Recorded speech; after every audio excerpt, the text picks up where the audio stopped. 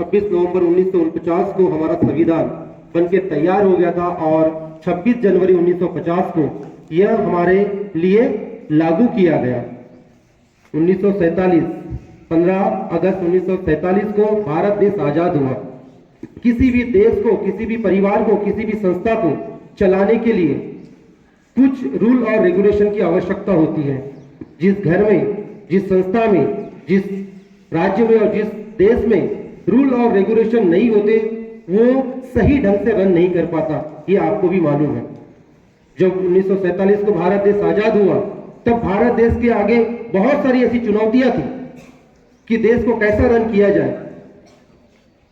तब एक संविधान सभा, एक कमेटी बनाई गई कि ऐसे कोई रूल और रेगुलेशन, नीति, नियम, कर्तव्य, अधिकार ये हमारे देश के लिए रन करने के लिए बहुत जरूरी है।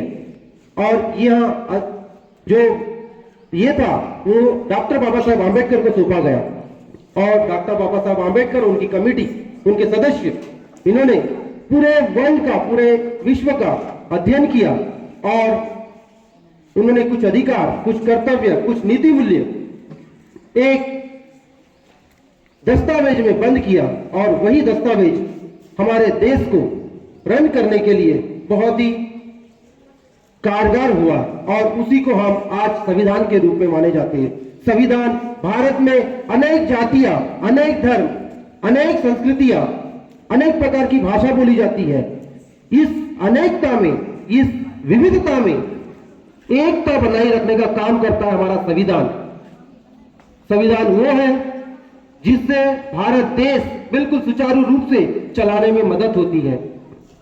भारत का संविधान बनाने के लिए 2 वर्ष 11 महीने 18 दिवस पूरे लगे और उसके बाद में बनकर तैयार हुआ 26 नवंबर। आज 26 नवंबर 1949 से लेकर तो आज तक 75 वर्ष हमारे संविधान बने हुए हो गया, लेकिन आज भी हम संविधान का सही ढंग से कार्यपालन नहीं करते।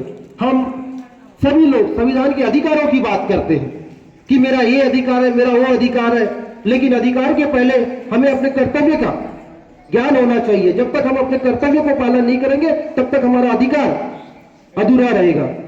कहने का मतलब यह है कि हमें सबसे पहले अपने कर्तव्य की तरफ जाना होगा। कर्तव्य क्या है, एक उदाहरण के तौर पे मैं आपको समझाता हूं। अभी जब गेट से मैं एंट्री किया, मेरे आगे 2 साथी थे और कम से कम 10 से 15 बच्चे, बड़े बच्चे, छोटे बच्चे, सभी लोग थे। चॉकलेट के रेपर गिरा हुआ था